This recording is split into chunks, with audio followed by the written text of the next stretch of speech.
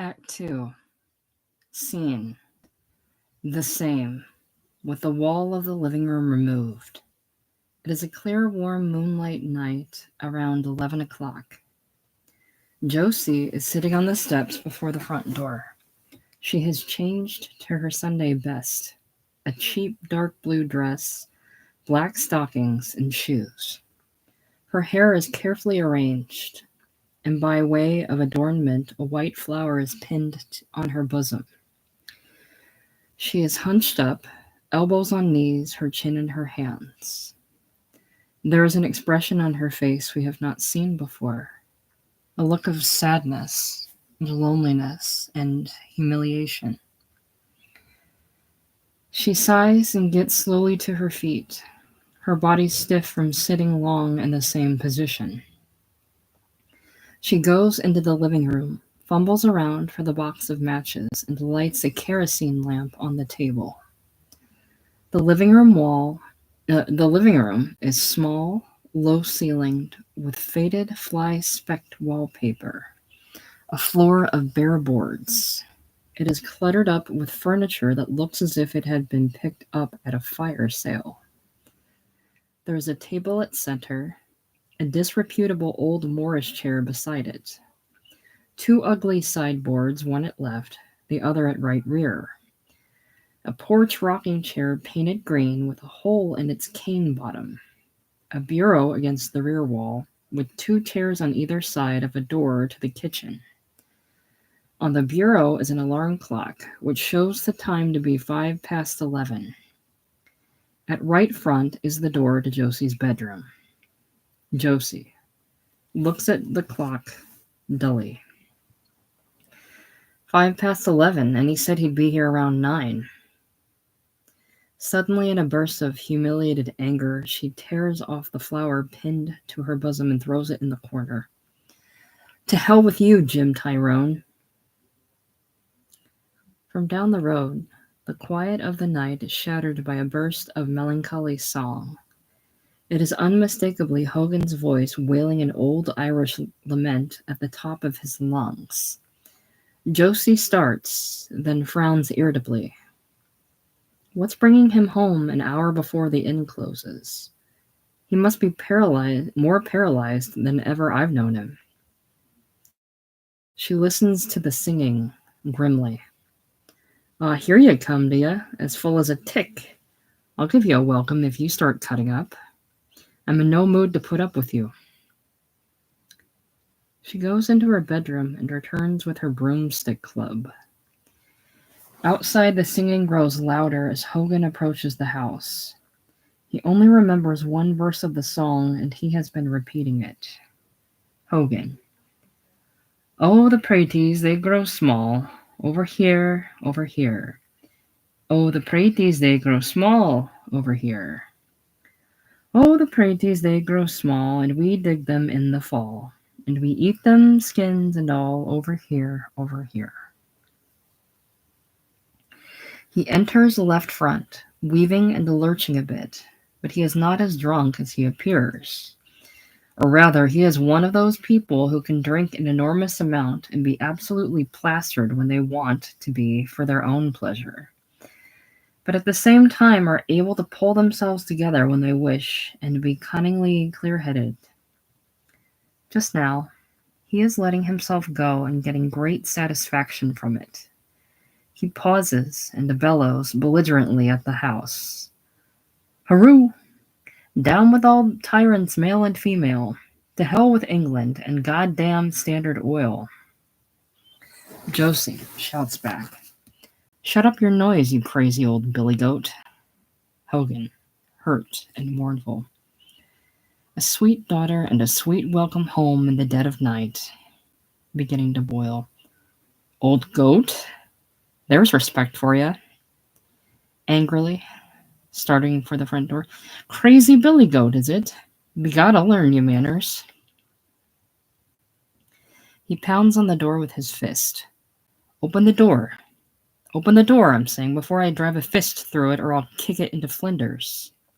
He gives it a kick. Josie. It's not locked, you drunken old loon. Open it yourself.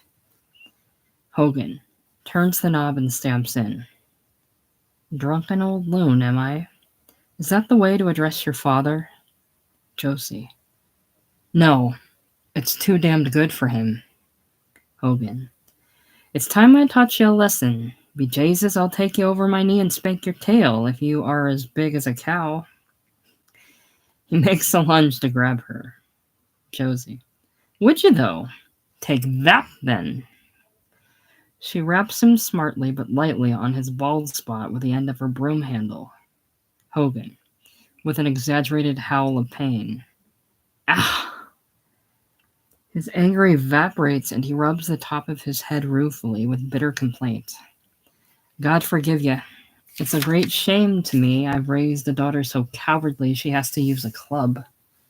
Josie puts her club on the table, grimly. Now I've no club. Hogan evades the challenge.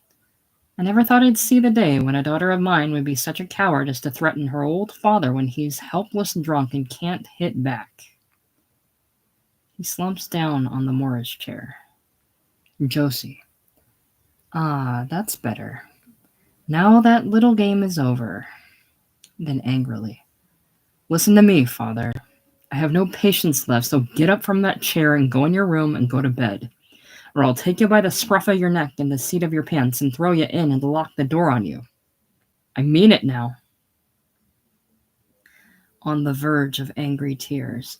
I've had all I can bear this night, and I want some peace and sleep and not to listen to an old lush. Hogan appears drunker, his head wagging, his voice thick, his talk rambling.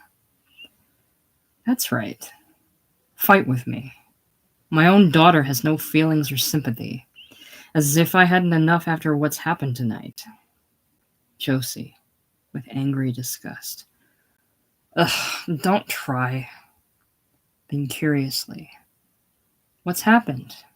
I thought something must be queer, you coming home before the inn closed. But then I thought maybe for once you'd drunk all you could hold. Scathingly. And God pity you if you ain't that full, you're damned close to it. Hogan.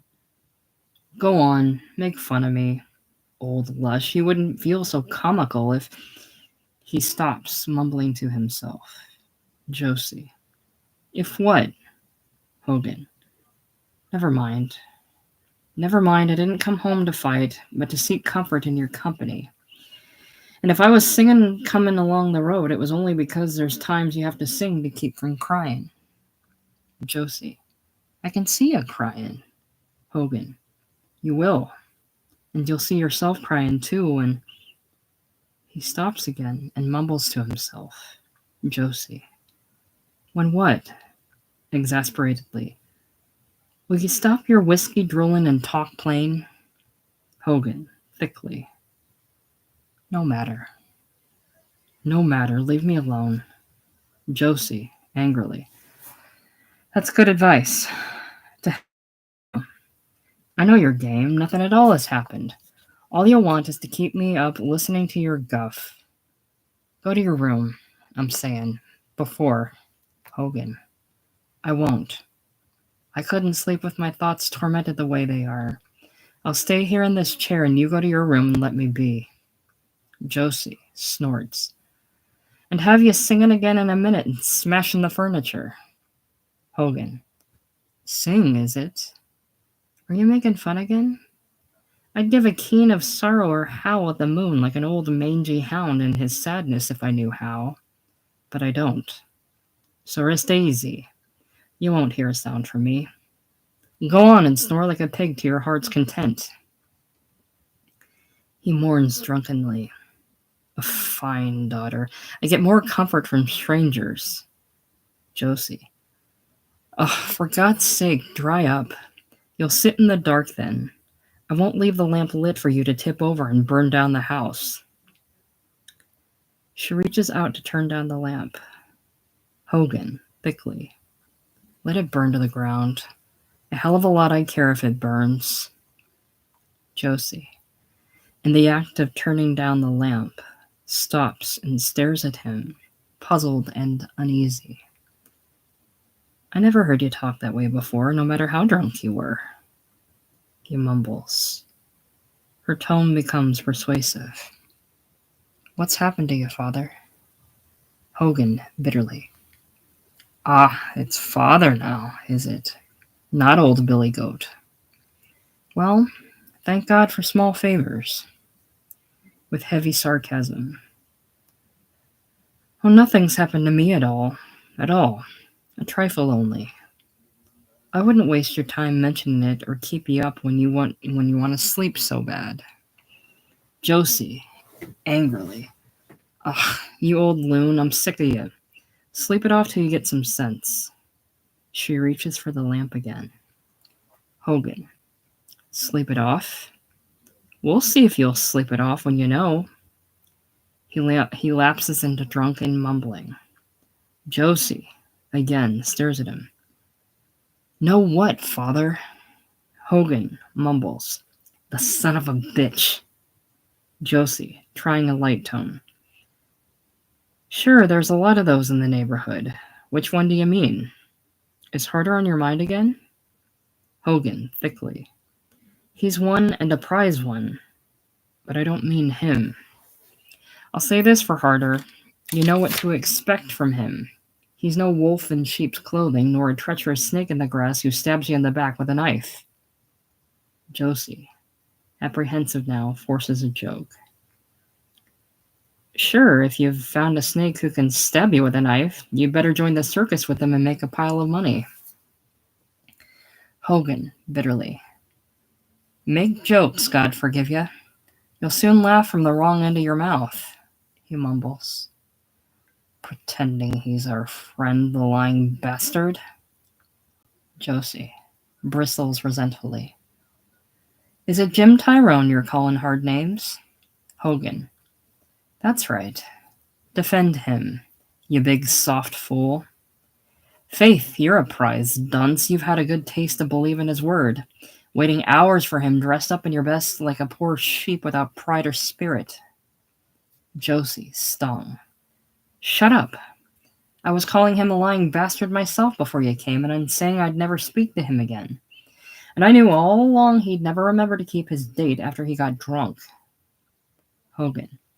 He's not so drunk he forgot to attend to business. Josie, as if she hadn't heard, defiantly. I'd have stayed up anyway, a beautiful night like this, to enjoy the moonlight, if there wasn't a Jim Tyrone in the world. Hogan, with heavy sarcasm. In your best shoes and stockings? Well, well. Sure, the moon must feel flattered by your attentions. Josie, furiously. You won't feel flattered if I knock your tail over tin cup out of that chair. And stop your whiskey gabble about Jim. I see what you're driving at with your dark hints and curses. And if you think I'll believe, with forced assurance. Sure, I know what's happened as well as if I'd been there. Jim saw you'd got drunker than usual and you were an easy mark for a joke, and he's made a goat of you. Hogan, bitterly. Goat again. He struggles from his chair and stands swaying unsteadily, with offended dignity. All right, I won't say another word. There's no use telling the truth to a bad-tempered woman in love. Josie. Love be damned. I hate him now. Hogan. Be Christ. He's stumped. A great proud slut who's played games with half the men around here, and now you act like a numbskull virgin that can't believe a man would tell her a lie. Josie, threateningly. If you're going to your room, you'd better go quick. Hogan fixes his eyes on the door at rear with dignity. That's where I'm going. Yes, to talk to myself so I'll know someone with brains is listening. Good night to you, Miss Hogan. He starts, swerves left, tries to correct this, and lurches right and bumps against her, clutching the supporting arm she stretches out. Josie. God help you, if you try to go upstairs now, you'll end up in the cellar. Hogan, hanging on to her arm and shoulder, maudlinly affectionate now. You're right. Don't listen to me. I'm wrong to bother you. You've had sorrow enough this night. Have a good sleep while you can, Josie darlin'. And good night and God bless you. He tries to kiss her, but she wards him off and steers him back to the chair. Josie, sit down before you split in pieces on the floor and I have to get the wheelbarrow to collect you. She dumps him in the chair where he sprawls limply, his chin on his chest. Hogan mumbles dully. It's too late. It's all settled. We're helpless, entirely. Josie, really worried now. How is it all settled? If you're helpless, I'm not. Then, as if he doesn't reply, scornfully, it's the first time I ever heard you admit you were licked. And it's the first time I ever saw you so paralyzed you couldn't shake the whiskey from your brains and get your head clear when you wanted. Sure, that's always been your pride. And now look at you, the stupid object you are, mumbling and drooling. Hogan struggles up in his chair angrily. Shut up your insults. Begod, I can get my head clear if I like. He shakes his head violently. There, it's clear. I can tell you each thing that happened tonight as clear as if I'd not taken a drop. If you'll listen and not keep calling me a liar. Josie, I'll listen. Now I see you have a hold of your wits. Hogan, all right then. I'll begin at the beginning when him and me left here and you gave him a sweet smile and rolled your big, beautiful cow's eyes at him and wiggled your backside and stuck out your beautiful breasts you know he admires and said in his sick sheep's voice, Don't forget our moonlight date, Jim. Josie with suppressed fury. I never, you old... Hogan. And he said, You bet I won't forget, Josie. Josie. The lying crook. Hogan. His voice begins to sink into a dejected monotone. We went to the inn and started drinking whiskey, and I got drunk. Josie, exasperatedly. I guessed that. And Jim got drunk too, and then what? Hogan, dully. Who knows how drunk he got? He had one of his queer fits when you can't tell. He's the way I told you about this morning, when he talks like a Broadway crook who'd sell his soul for a price. And there's a sneering devil in him. And he loves to pick out the weakness in people and say cruel, funny things that flay the hide off them. Or play cruel jokes on them. With sudden rage. God's curse on him. I'll wager he's laughing to himself this minute, thinking it's the cutest joke in the world, the fools he's made of us. You in particular. Begod, I had my suspicions at least, but your head was stuffed with mush and love, and you wouldn't. Josie, furiously. You'll tell that lie about my love once too often, and I'll play a joke on him yet that'll make him sorry he... Hogan, sunk in drunken defeatism again. It's too late. You shouldn't have let him get away from you to the inn. You should have kept him here. Then maybe if you got him drunk enough, you could have... His head nodding, his eyes blinking, thickly. But it's no good talking now. No good at all. No good. Josie gives him a shake. Keep hold of your wits or I'll give you a cuff on both ears. Will you stop blathering like an old woman and tell me plainly what he's done? Hogan. He's agreed to sell the farm, that's what. Simpson came to the inn to see him with a new offer from Harder. 10,000 cash. Josie, overwhelmed. 10,000. Sure, 3 is all it's worth at most. And 2 is what you offered that Jim promised. Hogan. What's money to Harder? After what we did to him, all he wants is revenge. And here's where he's foxy. Simpson must have put him up to it, knowing how Jim hates it here, living on a small allowance. And he longs to go back to Broadway and his whores. Jim won't have to wait for his half of the cash till the estate's settled. Harder offers to give him 5,000 cash as a loan against the estate the second the sale is made. Jim can take the next train to New York. Josie, tensely on the verge of tears. And Jim accepted? I don't believe it. Hogan, don't then. Be God, you'll believe it tomorrow. Harder proposed that he meet with Jim and the executors in the morning and settle it, and Jim promised Simpson he would. Josie, desperately. Maybe he'll get so drunk he'll never remember. Hogan. He won't. Harder's coming in his automobile to pick him up and make sure of him. Anyway, don't think because he forgot you were waiting in the moonlight eating your heart out that he'd ever miss a date with $5,000 and all the pretty horrors of Broadway he can buy with it. Josie, distractedly. Will you shut up? Angrily. And where were you when all this happened? Couldn't you do anything to stop it, you old loon? Hogan.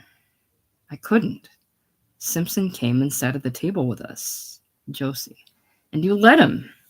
Hogan. Jim invited him. Anyway, I wanted to find what the trick he had up his sleeve and what Jim would do.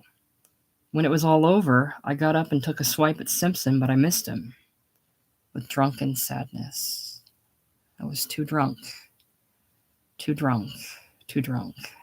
I missed him. God forgive me. His chin sinks on his chest and his eyes shut. Josie shakes him. If you don't keep awake, begod, I won't miss you. Hogan. I was going to take a swipe at Jim too, but I couldn't do it. My heart was too broken with sorrow.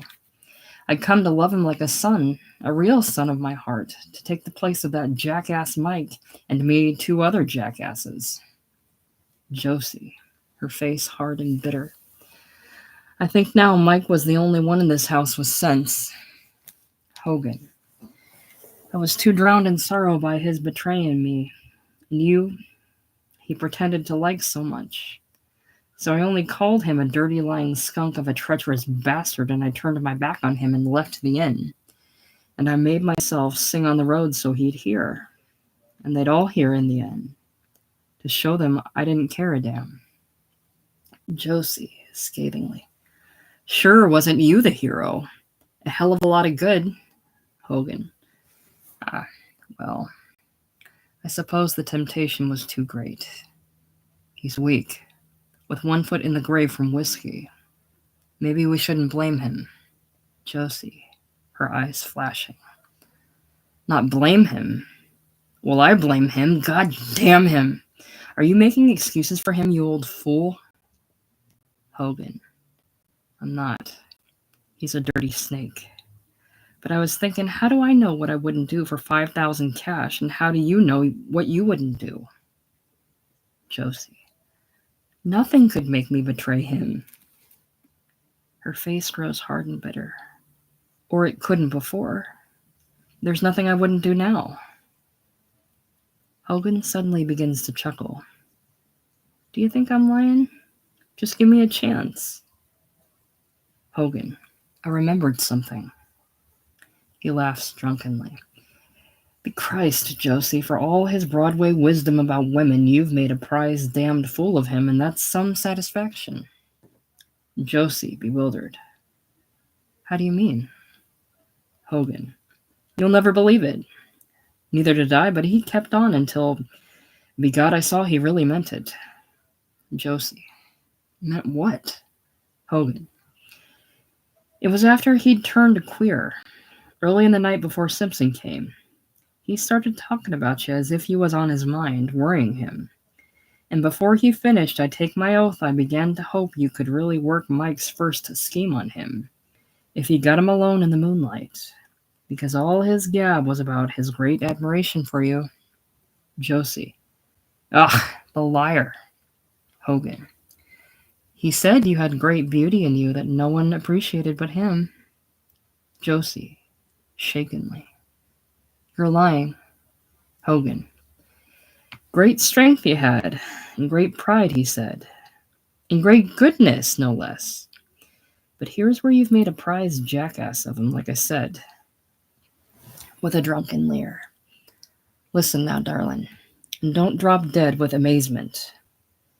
He leans toward her and whispers, he believes you're a virgin. Josie stiffens as if she had been insulted. Hogan goes on. He does, so help me. He means it, the poor dunce. He thinks you're a poor innocent virgin.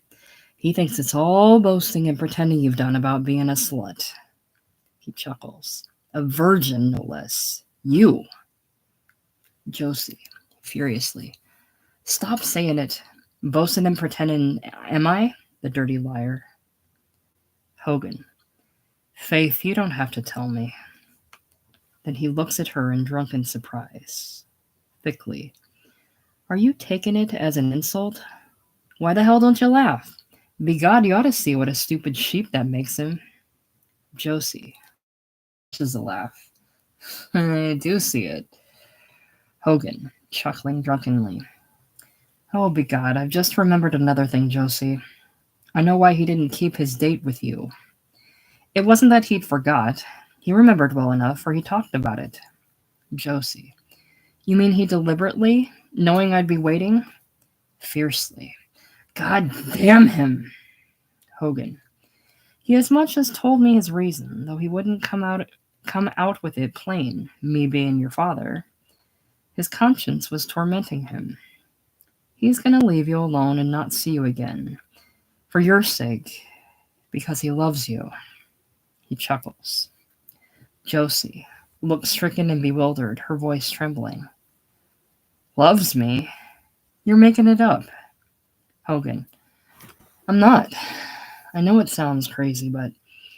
Josie, what did he mean for my sake? Hogan. Can't you see? You're a pure virgin to him. But all the same, there's things besides your beautiful soul he feels drawn to. Like your beautiful hair and eyes and... Josie, strickenly. Don't, father. You know I'm only a big... Hogan. As if she hadn't spoken. So he'll keep away from temptation because he can't trust himself. And it'd be a sin on his conscience if he was to seduce you. He laughs drunkenly. Oh, begod, if that ain't rich. Josie. Her voice trembles. So that was his reason. Then angrily. So he thinks all he has to do is crook a finger and I'll fall for him, does he, the vain Broadway crook? Hogan, chuckling. Be Jesus, it was the maddest thing in the world, him gabbing like a soft loon about you. And there at the bar in plain sight was two of the men you've been out with, the gardener at Smith's and Regan, the chauffeur for Driggs, having a drink together. Josie, with a twitching smile. It must have been mad, surely. I wish I'd been there to laugh up my sleeve. Angry. But what's all his crazy lying blather got to do with him betraying us and selling the place? Hogan, at once hopelessly dejected again. Nothing at all. I only thought you'd like to know you'd had that much of revenge. Josie. A hell of a revenge. I'll have a better one than that on him, or I'll try to. I'm not like you, owning up I'm beaten and crying world like a coward and getting hopeless drunk. She gives him a shake. Get your wits about you and answer me this. Did Simpson get him to sign a paper? Hogan. No, but what good is that? In the morning he'll sign all they shove in front of him. Josie. It's this good. It means we still have a chance. Or I have. Hogan. What chance? Are you going to beg him to take pity on us? Josie. I'll see him in hell first. There's another chance, and a good one, but I'll need your help. Angrily. And look at you. Your brain's drowned in whiskey, so I can't depend on you. Hogan, rousing himself. You can, if there's any chance. Begod, I'll make myself as sober as a judge for you in the wink of an eye. Then dejectedly, but what can you do now, darling? You haven't even got him here. He's down at the inn, sitting alone, drinking and dreaming of the little horrors he'll be with tomorrow night on Broadway. Josie. I'll get him here. I'll humble my pride and go down to the end for him. And if he doesn't want to come, I have a way to make him. I'll raise a scene and pretend I'm in a rage because he forgot his date. I'll disgrace him till he'll be glad to come with me to shut me up. I know his weakness, and it's his vanity about women. If I was a dainty, pretty tart, he'd be proud I'd raise a rumpus about him. But when it's a big, ugly hulk like me, she falters and forces herself to go on. If he ever was tempted to want me, he'd be ashamed of it. That's the truth behind the lies he told you of his conscience and his fear he might ruin me. God damn him! Hogan. No, he meant it, Josie. But never mind that now. Let's say you've got him here, then what will you do? Josie. I told you this morning if he ever broke his promise to us, I'd do anything and not mind how crooked it was. And I will. Your part in it has to come at sunrise with witnesses and catch us in... She falters. Hogan. In bed, is it? Then it's Mike's second scheme you're thinking about. Josie. I told you I didn't care how dirty a trick. With a hard, bitter laugh. The dirtier the better now. Hogan. But how you'll get him in bed with all his honorable scruples thinking you're a virgin. But I'm forgetting he stayed away because he was afraid he'd be tempted. So, maybe... Josie, tensely. For the love of God, don't harp on his lies. He won't be tempted at all.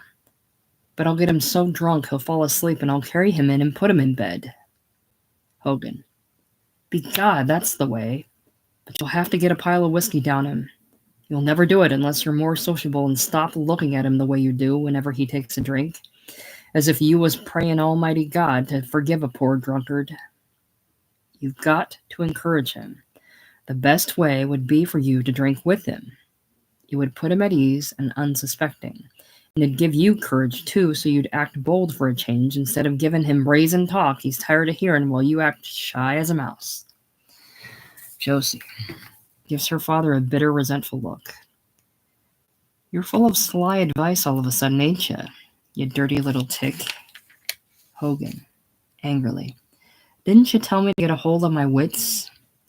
Begod, if you want me drunk, I've only to let go. That'd suit me. I want to forget my sorrow, and I've no faith in your scheme because you'll be too full of scruples, like the drinking. You're such a virtuous teetotaler, Josie. I've told you I'd do anything now. Then, confusedly, all I meant was, it's not right. A father should tell his daughter how to... Then angrily, I don't need your advice. Haven't I had every man I want around here? Hogan. Thank God, that sounds natural. Begod, I thought you'd started playing virgin with me just because that Broadway sucker thinks you're one. Josie, furiously. Shut up. I'm not playing anything. And don't worry, I can't do my part of the trick. Hogan. That's the talk. But let me get it all clear.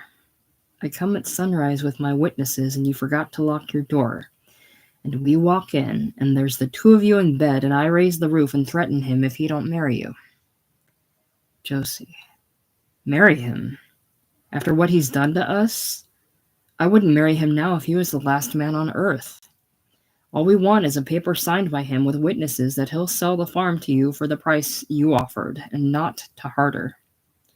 Hogan. Well, that's justice, but that's all it is. I thought you wanted to make him pay for his black treachery against us, the dirty bastard. Josie. I do want. She again gives him a bitter, resentful glance. It's the estate money you're thinking of, isn't it? Leave it to you. Hastily. Well, so am I. I'd like to get my hooks on it. With a hard, brazen air. Begod, if I'm to play whore, I deserve my pay. We'll make him sign a paper he owes me $10,000 the minute the estate is settled. She laughs. How's that? I'll bet none of his tarts on Broadway ever got 1,000th part of that out of him, no matter how dainty and pretty. Laughing again. And here's what'll be the greatest joke to teach him a lesson. He'll pay it for nothing. I'll get him in bed, but I'll never let him. Hogan, with delighted admiration. Oh, my Jesus, Josie, that's the best yet. He slaps his thigh enthusiastically. Oh, that'll teach him to double-cross his friends. That'll show him two can play at tricks. And him believing you so innocent. Begod, you'll make him the prize sucker of the world. Won't I roar inside me when I see his face in the morning? He bursts into coarse laughter. Josie, again with illogical resentment. Stop laughing. You're letting yourself be drunk again. Then with a hard business-like air. We've done enough talking. Let's start. Hogan. Wait now. There's another thing. Just what do you want me to threaten him with when I catch you? That we'll sue him for outraging your virtue? Sure, his lawyer would have all your old flames in the witness box, till the jury would think you've been faithful to the male inhabitants of America. So what threat? I can't think of any he wouldn't laugh at. Josie, tensely. Well, I can. Do I have to tell you his weakness again? It's his vanity about women, and his Broadway pride. He's so wise no woman could fool him. It's the disgrace to his vanity, being caught with the likes of me. Faltering, but forcing herself to go on. My mug beside his in all the newspapers. The New York papers, too. He'll see the whole of Broadway splitting their sides laughing at him. And he'll give anything to keep us quiet. I tell you, he will. I know him. So don't worry. She ends up on the verge of bitter, humiliated tears. Hogan, without looking at her, enthusiastic again. Begod, you're right. Josie gives him a bitter glance fiercely. Then get the hell out of that chair and let's start it. He gets up. She surveys him resentfully. You're steady on your pins, ain't you? You scheming old thief. Now there's the smell of money around. Quickly. Well, I'm glad. I know I can depend on you now. You'll walk down to the inn with me and hide outside until you see me come out with him. Then you can sneak in the inn yourself and pick the witnesses to stay up with you. But mind you don't get drunk again and let them get too drunk. Hogan. I won't. I take my oath. He pats her on the shoulder approvingly. Begod, you've got the proud fighting spirit in you that never says die, and you make me ashamed of my weakness. You're that eager now. Be damned if I don't almost think you're glad of the excuse. Josie stiffens. Excuse for what, you old Hogan? To show him no man can get the best of you. What else? Like you showed all the others. Josie. I'll show him to his sorrow. Then, abruptly, starting for the screen door at left. Come on, we've no time to waste. But when she gets to the door, she appears suddenly hesitant and timid. Hurriedly. Wait. I'd better give a look at myself in the mirror. In a brazen tone. Sure. Those in my trade have to look their best. She hurries back across the room into her bedroom and closes the door. Hogan stares after her. Abruptly, he ceases to look like a drunk who, by an effort, is keeping himself half sober. He is a man who has been drinking a lot, but is still clear-headed and has complete control of himself. Hogan watches the crack under Josie's door and speaks half aloud to himself, shaking his head pityingly. A look in the mirror and she's forgot to light her lamp. Remorsefully. God forgive me. It's bitter medicine. But it's the only way I can see that he has a chance now. Josie's door opens. At once he is as he was. She comes out, a fixed smile on her lips, her head high, her face set defiantly. But she has evidently been crying. Josie, brazenly. There now. Don't I look $10,000 worth to any drunk? Hogan. You look a million, darling. Josie goes to the screen door and pushes it open with the manner of one who has burned all bridges. Come along, then. She goes out. He follows close on her heels. She stops abruptly on the first step, startledly. Look, there's someone on the road. Hogan pushes past her down the steps, peering off left front as if aloud to himself in dismay. Begod, it's him. I never thought. Josie, as if aloud to herself, so he didn't forget. Hogan, quickly. Well, it proves he can't keep away from you, and that'll make it easier for you. Then furiously. Oh, the dirty double-crossing bastard. The nerve of him. Coming to call on you after making you wait for hours, thinking you don't know what he's done to us this night. And it'll be a fine, cruel joke to blarney you in the moonlight, and you trusting him like a poor sheep and never suspecting. Josie, stung. Shut up. I'll teach him who's the joker. I'll let him go on as if you hadn't told me about what he's done. Hogan. Yes, don't let him suspect it, or you wouldn't fool him. He'd know you were after revenge, but he can see me here now. I can't sneak away or he'd be suspicious. We've got to think of a new scheme quick to get me away. Josie, quickly. I know how. Pretend you're as drunk as when you came. Make him believe you're so drunk you don't remember what he's done so he can't suspect you told me. Hogan. I will. God, Josie, damned if I don't think he's so queer drunk himself he don't remember here or he'd never come here. Josie. The drunker he is, the better. Lowering her voice. Quickly. He's turned in the gate where he can hear us. Pretend we're fighting and I'm driving you off till you're sober. Say you won't be back tonight. It'll make him sure he'll have the night alone with me. You start the fight. Hogan. Becomes at once very drunk, he shouts.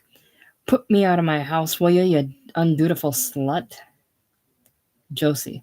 Celebration or not, I'll have no drunks cursing and singing all night. Go back to the inn. Hogan. I will. I'll get a room and 2 bottles and stay drunk as long as I please. Josie. Don't come back till you slept it off or I'll wipe the floor with you. Tyrone enters left front. He does not appear to be drunk. That is, he shows none of the usual symptoms. He seems much the same as in Act 1. The only perceptible change is that his eyes have a peculiar fixed, glazed look, and there is a certain vague quality in his manner and speech, as if he were a bit hazy and absent-minded. Tyrone, dryly. Just in time for the big bout, or is this the final round? Hogan whirls on him unsteadily. Who the hell? Peering at him. Oh, it's you, is it? Tyrone. What was the big idea, Phil, leaving me flat? Hogan. Leave you flat? But Jesus, that reminds me, I owe you a swipe on the jaw for something. What was it? Begod, I'm too drunk to remember. But here it is anyway. He turns loose a roundhouse swing that misses Tyrone by a couple of feet and reels away. Tyrone regards him with vague surprise. Josie. Stop it, you damned old fool, and get out of here. Hogan. Taking his side against your poor old father, are you? A hell of a daughter. He draws himself up with drunken dignity. Don't expect me home tonight, Miss Hogan, or tomorrow either, maybe. You can take your bad temper out on your sweetheart here. He starts off down the road, left front, with the last word over his shoulder. Bad luck to you both. He disappears. A moment later, he begins to bawl his mournful Irish song. Oh, the praties, they grow small, over here, etc. During a part of the following scene, the song continues to be heard at intervals, receding as he gets farther off on his way to the inn. Josie. Thank God, that's good riddance. She comes to Tyrone, who stands staring after Hogan with a puzzled look. Tyrone. I've never seen him that stinko before. Must have got him all of a sudden. He didn't seem so lit up at the end, but I guess I wasn't paying much attention. Josie, forcing a playful air. I should think if you were a real gentleman, you'd be apologizing to me, not thinking of him. Don't you know you're 2 hours and a half late? I oughtn't to speak to you if I had any pride. Tyrone stares at her curiously. You've got too damn much pride, Josie, that's the trouble. Josie, and just what do you mean by that, Jim? Tyrone shrugs his shoulders. Nothing. Forget it. I do apologize, Josie. I'm damned sorry. Haven't any excuse. Can't think up a lie. Staring at her curiously again. Or, now I think of it, I had a damned good, honorable excuse, but... He shrugs. Nuts. Forget it. Josie. Holy Joseph, you're full of riddles tonight. Well, I don't need excuses. I forgive you anyway now you're here. She takes his hand playfully. Come on now, and we'll sit on my bedroom steps and be romantic in the moonlight, like we planned to. She leads him there. He goes along in an automatic way, as if only half conscious of what he is doing. She sits on the top step and pulls him down on the step beneath her. A pause. He stares vaguely at nothing. She bends to give him an uneasy, appraising glance. Tyrone suddenly begins to talk mechanically. Had to get out of the damned inn. I was going batty alone there. The old heebie-jeebies. So I came to you. He pauses. Then adds with strange, wondering... I've really begun to love you a lot, Josie. Josie blurts out bitterly. Yes, you proved that tonight, haven't you? Hurriedly regaining her playful tone. But never mind. I said I'd forgive you for being so late, so go on about love. I'm all ears. Tyrone, as if he hadn't listened. I thought you'd have given me up and gone to bed. I remember I had some nutty idea I'd get in bed with you, just to lie with my head on your breast. Josie, moved in spite of herself, but keeps her bold, playful tone. Well, maybe I'll let you. Hurriedly. Later on, I mean. The night's young yet, and we'll have it all to ourselves. Boldly again. But here's for a starter. She puts her arms around him and draws him back till his head is on her breast. There now. Tyrone relaxes, simply and gratefully. Thanks, Josie. He closes his eyes.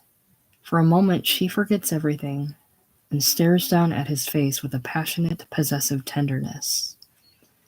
A pause. From far off on the road to the inn, Hogan's mournful song drifts back through the moonlight quiet. Oh, the praties, they grow small, over here, over here. Tyrone rouses himself and straightens up.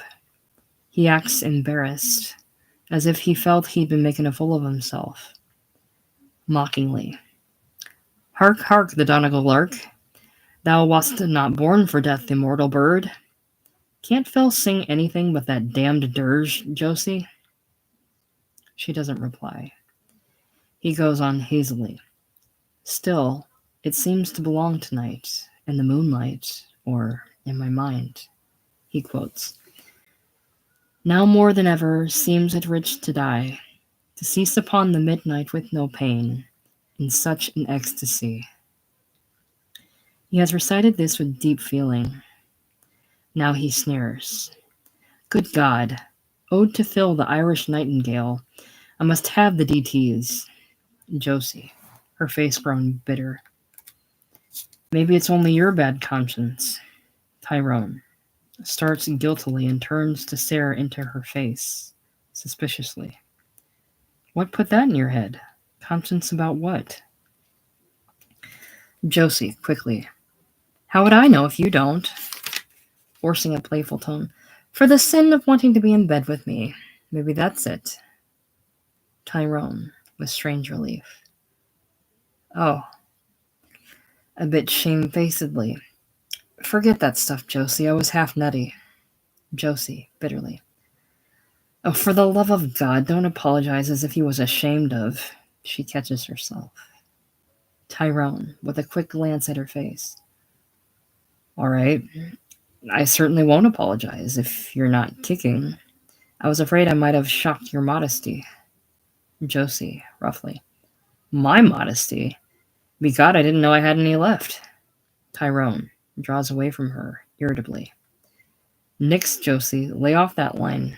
For tonight, at least. He adds slowly. I'd like tonight to be different. Josie. Different from what? He doesn't answer. She forces a light tone. All right. I'll be different as you please. I'll be as different as you please. Tyrone, simply. Thanks, Josie. Just be yourself. Again, as if he were ashamed or afraid he had revealed some weakness, offhandedly. This being out in the moonlight instead of the lousy inn isn't a bad bet at that. I don't know why I hang out in that dump. Except I'm even more bored in the so-called good hotels in this hick town. Josie, trying to examine his face without his knowing. Well, you'll be back on Broadway soon now, won't you? Tyrone. I hope so. Josie. Then you'll have all the pretty little tarts to comfort you when you get your sorrowful spell on. Tyrone. Oh, to hell with the rough stuff, Josie. You promised you'd can it tonight. Josie, tensely. You're a fine one to talk of promises. Tyrone, vaguely surprised by her tone. What's the matter? Still sore at me for being late? Josie, quickly. I'm not. I was teasing you, to prove there's no hard feelings. How would you like a drink? But I needn't ask. She gets up. I'll get a bottle of his best. Tyrone, mechanically. Fine. Maybe that will have some kick. The booze at the inn didn't work tonight. Josie. Well, this'll work. She starts to go into her bedroom. He sits hunched up on the steps, staring at nothing. She pauses in the doorway to glance back. The hard, calculating expression on her face softens. For a second, she stares at him, bewildered by her conflicting feelings. Then she goes inside, leaving the door open. She opens the door from her room to the lighted living room, and is seen going to the kitchen on the way to her.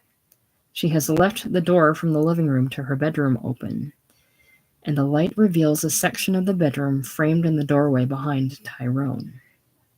The foot of the bed, which occupies most of the room, can be seen, and that is all except that the walls are unpainted pine boards. Tyrone continues to stare at nothing, but becomes restless.